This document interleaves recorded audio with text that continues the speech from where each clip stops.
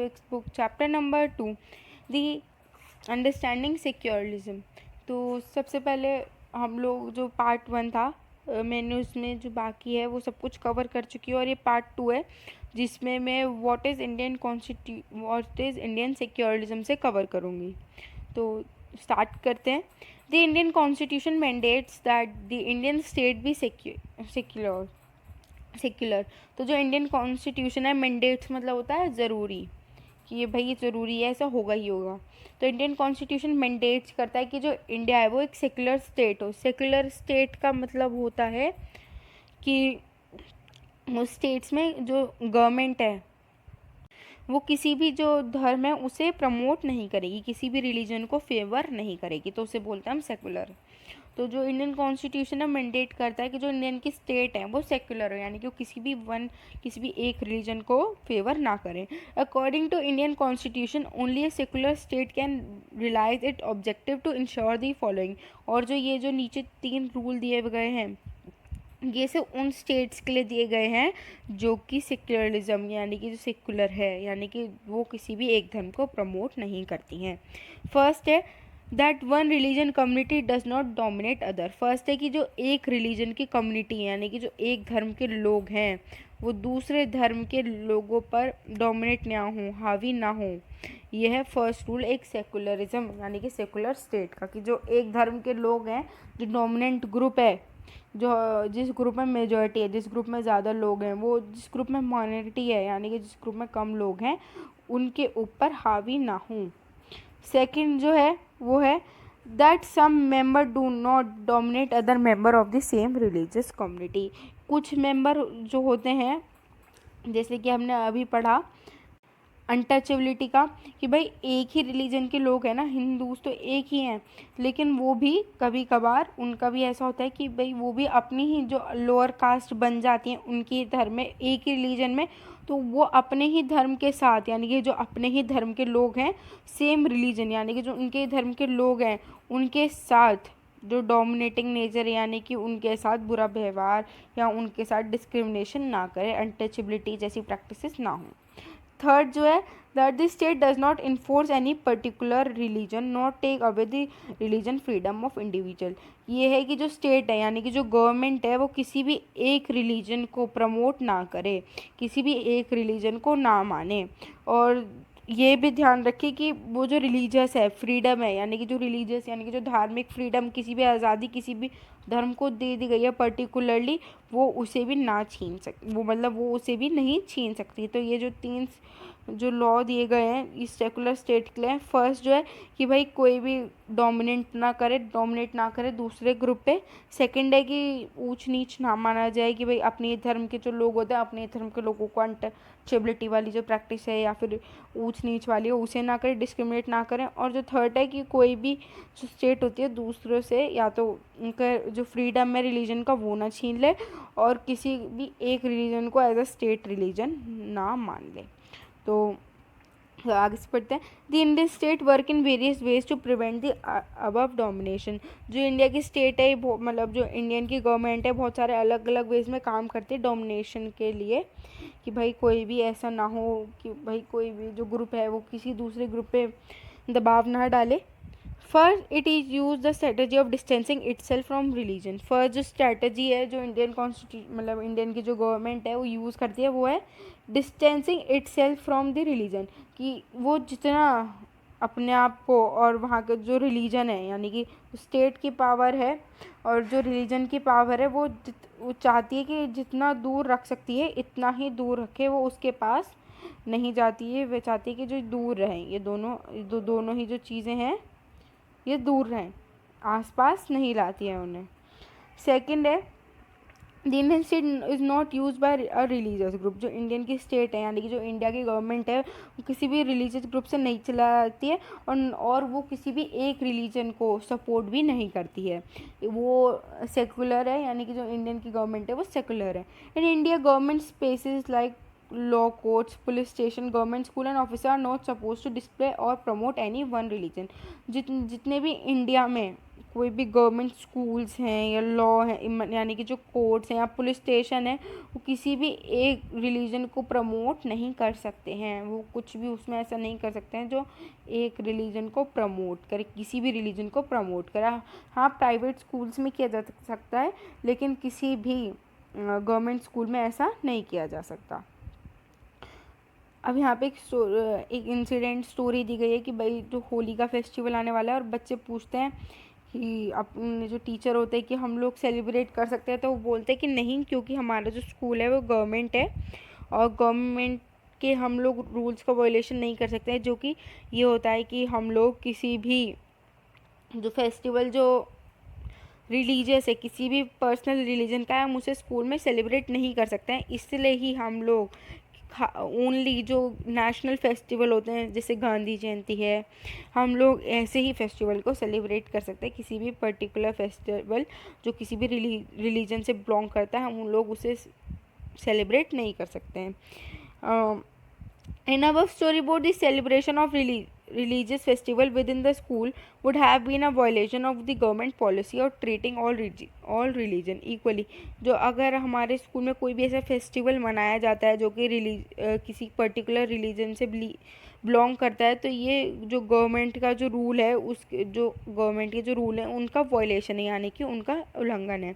इसलिए जो government school होते हैं वो किसी भी एक जो रिलीजन होता है, इधर किसी भी एक रिलीजन को ना तो मॉर्निंग प्रेयर में कि भाई जो मॉर्निंग में सुबह सुबह हमारे स्कूल में प्रेयर्स होती है, ना ही तो उनमें प्रमोट कर सकते हैं और थ्रू एनी रिलीजन सेलिब्रेशन, और ना ही किसी भी रिलीजन मतलब जो रिलीजियस सेलिब्रेशन होता है, कोई भी फेस्टिवल है, उनमें भी प्रमोट नहीं कर सकते हैं।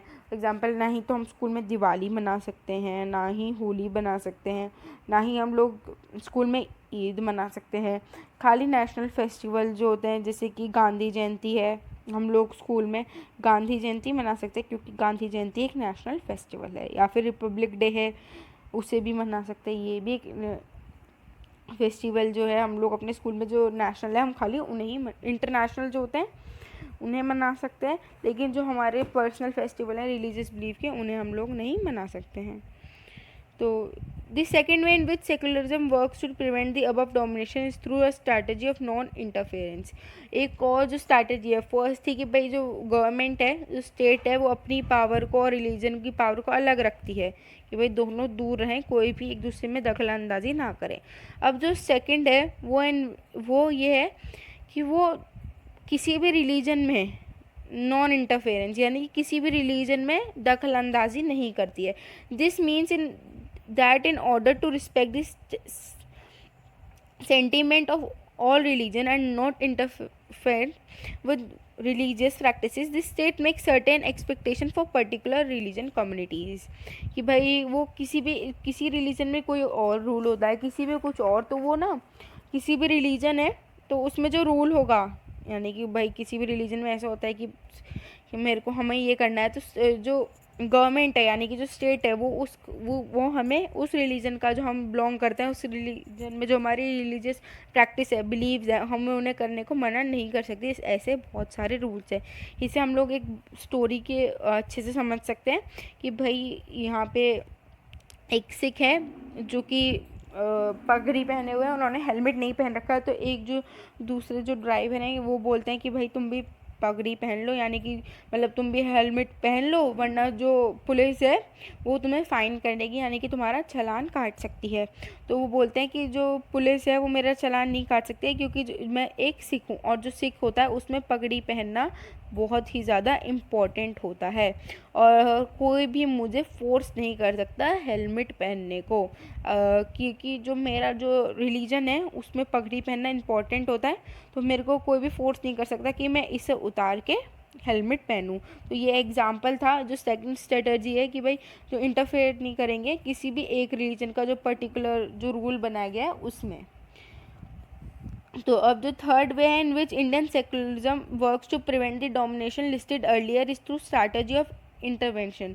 कि भाई जो थर्ड वे है जो गवर्नमेंट फॉलो करती है वो ये है कि इंटरवेंशन का, कि इंटरवेंशन का मतलब होता है अगर आपके जो कम्युनिटी है, यानी कि जो आपका रिलीजन है, अगर उसमें कुछ भी भेदभाव किया जाता है कि भाई ऊंच नीच का या लोअर कास्ट अपर कास्ट का, तो वो इंटरवेंशन का होता है कि फिर सरकार आपके साथ आपके धर्म में दखल अंदाजी करेगी, क्योंकि भाई अब जो लोग हैं, वो दूसरे लोग हैं आपकी ही कास्ट के, उनका फंडामेंटल राइट्स छीने जा रहे हैं ना, कि भाई उनके साथ उनको मतलब उनको राइट टू इक्वालिटी है, उनके पास ये अधिकार है, लेकिन अगर ऐसा होता है आपके ही धर्म में, तो वो जो सरकार है वो आपके जो धर्म है उसके अंदर भेदभाव आपके साथ दखल अंदाजी करेगी.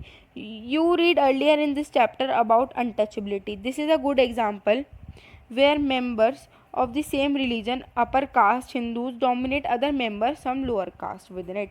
कि भाई जैसे हमने अनटचेबिलिटी का पढ़ा कि भाई अब ऐसा नहीं हो सकता ना कि आप लोग अपर कास्ट जो हिंदू हैं वो लोअर कास्ट हिंदू के साथ भाई डोमिनेट करते रहें, उनको डिस्क्रिमिनेट करते रहें. अनटचेबिलिटी की जो प्रैक्टिस है कि उन्हें छुआछूत वाली, उनके साथ नहीं बैठना बोलना, उसको मानते रहें, तो अब उनके जो फंडामेंटल राइट्स हैं, जो लोअर कास्ट से बिलोंग करते हैं, उनके फंडामेंटल राइट्स को छीना जा रहा है. तो इसलिए जो सरकार है, यानी कि जो हमारी गवर्नमेंट है, स्टेट पावर है, वो फिर हमारा जो धर्म है उसमें इंटरफेस करेगी. In order to prevent this religion based exclusion and discrimination of lower caste, the Indian constitution bans untouchability. इसलिए जो सरकार है, जो हमारी गवर्नमेंट है, इंडियन कॉन्स्टिट्यूशन ने अनटचेबिलिटी को बैन किया है, यानी कि छुआछूत की जो ये जो होता है इसे हमारी सरकार बैन करती है. In this instance the state is intervening in the religion in order to end in social practices that is believed discriminates and excludes. कि भाई किसी के साथ भी ऊंच नीच का नाम माना जाए, अगर होता है उसका फंडामेंटल राइट्स की वायलेशन किया जाता है और लोअर कास्ट के साथ, तो जो हमारी सरकार है वो हमारे जो धर्म है उसमें इंटरवीन करेगी, उसमें दखल अंदाजी करेगी, क्योंकि हम लोग जो हैं वो लोअर कास्ट के जो लोग हैं उनका फंडामेंटल राइट के वायलेशन कर रहे हैं. The intervention of state can also be in the form of support. The Indian Constitution grants the right to religious communities. तो जो इंटरवेंशन होता है वो तब हो सकता है कि भाई जो गवर्नमेंट है, यानी कि जो रिलीजन होता है, अगर वो अपने जो लोग हैं, अपने जो उसके स्टूडेंट्स हैं या अपने जो काम है, वो अगर उनकी अलग स्कूल बनाना चाहे या कॉलेजेस बनाना चाहे तो वो बना सकता है. और जो सरकार है, यानी कि जो हमारी गवर्नमेंट है, वो उन्हें फाइनेंशियल एड यानी कि उनकी हेल्प कर सकती है. जैसे फॉर एग्ज़ाम्पल जो मुस्लिम्स होते हैं उनके मदरसे, उनके स्कूल को मदरसे बोलते हैं, जो उनके रिलीजन में होते हैं उनको मदरसे बोलते हैं. तो उसमें सरकार जो है उनकी हेल्प करती है, जो उसमें जो टीचर होते हैं मदरसे में उनको सैलरी मिलती है. तो इसे हम बोलते हैं कि जो सरकार है वो इंटरवीन कर सकती है अगर हम लोग किसी के भी फंडामेंटल राइट्स को छीनेंगे तो. अब हम पढ़ेंगे यहाँ से. Some of the above objectives are similar to those that have been included in constitution of secular democratic country in the other part of the world. जो हमारा इंडियन कॉन्स्टिट्यूशन है उसमें बहुत सारे जो रूल्स हैं वो ऐसे हैं जो अदर पार्ट यानी कि जो दूसरी कंट्रीज़ हैं उन्होंने भी अडॉप्ट किए हैं, और कुछ ऐसे हैं जो हमारे इंडिया में है. फॉर एग्जांपल जो यूएसए का कॉन्स्टिट्यूशन है उसने बैन कर रखा है कि कोई भी जो अमेंडमेंट यानी कि उसमें कोई भी जो चाइल्ड है वो किसी भी जो रिलीजन है उसको प्रमोट नहीं करेगा, यानी कि जो स्कूल्स हैं वो किसी भी रिलीजन को प्रमोट नहीं करेंगे. जो स्कूल्स हैं वो सिर्फ एजुकेट करेंगे, किसी भी रिलीजन को प्रमोट नहीं करेंगे. और ये भी लॉ है कि जो स्टेट है यानी कि जो यूएस की गवर्नमेंट है वो रिलीजन की पावर में दखल देगी ही नहीं, कि भाई कोई भी लड़ाई हो कुछ भी हो वो इंटरफेयर नहीं करेगी, या आपका केस आप खुद समझाओ. जैसे कि जो इंडिया में तो होता है, जैसे अनटचेबिलिटी की प्रैक्टिस अगर कहीं होती है, भेदभाव होता है, जो सरकार है वो इंटरवीन करती है. लेकिन यूएसए में ये अमेंडमेंट है कि भाई कुछ भी हो आपके रिलीजन में, कुछ भी हो, जो गवर्नमेंट है जो स्टेट है वो आपके इसमें जो वो है इंटरफेस करेगी नहीं, ये अलाउड नहीं है.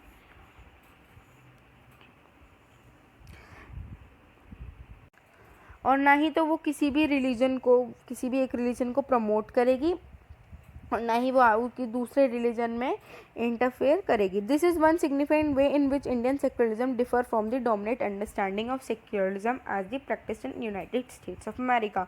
तो ये एक अलग वे है कि भाई इंडिया जो सेक्युलरिज्म है उसमें तो अगर कुछ डिस्क्रिमिनेशन किया जाता है तो जो स्टेट है वो इंटरफेस करता है, लेकिन जो यूनाइटेड स्टेट्स है अमेरिका की उसमें ऐसा है कि भाई जो सरकार है वो अलग रहेगी, जो गवर्नमेंट है हमारी वो अलग रहेगी, और जो रिलीजन है वो अलग रहेगा. दोनों में इंटरफेस बिल्कुल भी नहीं होगा.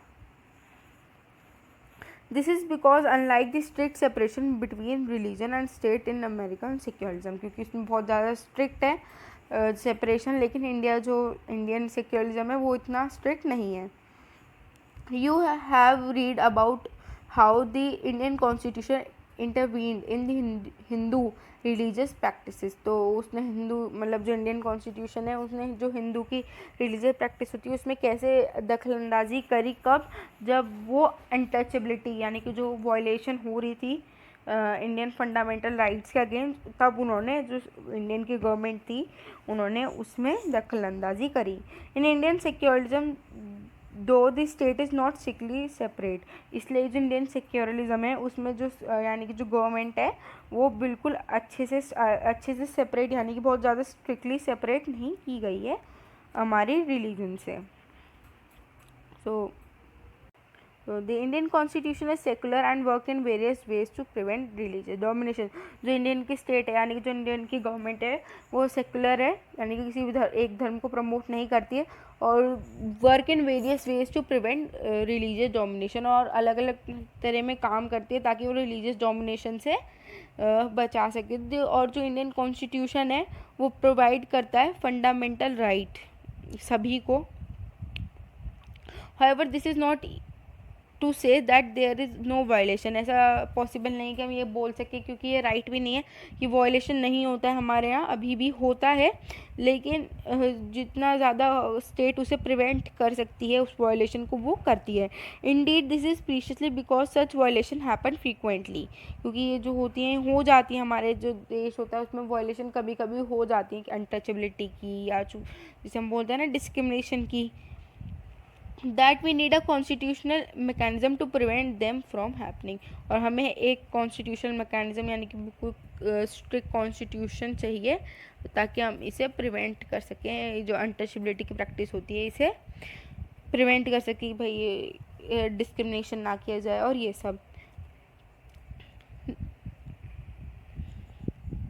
The knowledge that such rights to exist makes us sensitive to their violations and enable us to take action when the violation take place. जो ये जो rights होते हैं make us sensitive, और ये हमें सेंसिटिव बना देते हैं वायलेशन को लेकर, एंड इनेबल, और हम लोग जो एक्शन है वायलेशन को लेकर वो नहीं ले सकते हैं. तो यहाँ पे दिया गया है कि फरवरी में 2004 में फ्रांस जो था उसने बैन कर दिया था कि भाई कोई भी जो स्टूडेंट है वो किसी भी टाइप का उनका जो रिलीजन है उनसे बेस्ड कुछ भी नहीं पहन सकते. फॉर एग्जांपल जैसे क्रिश्चियन है वो अपना क्रॉस जो होता है उनका वो नहीं पहन सकते हैं, या जो जूइस होते हैं वो अपनी स्कल कैप नहीं पहन सकते हैं, या जो इस्लामिक जो वुमन जो गर्ल्स होती हैं वो अपना जो हेड स्कार्फ्स होती हैं वो नहीं पहन सकती.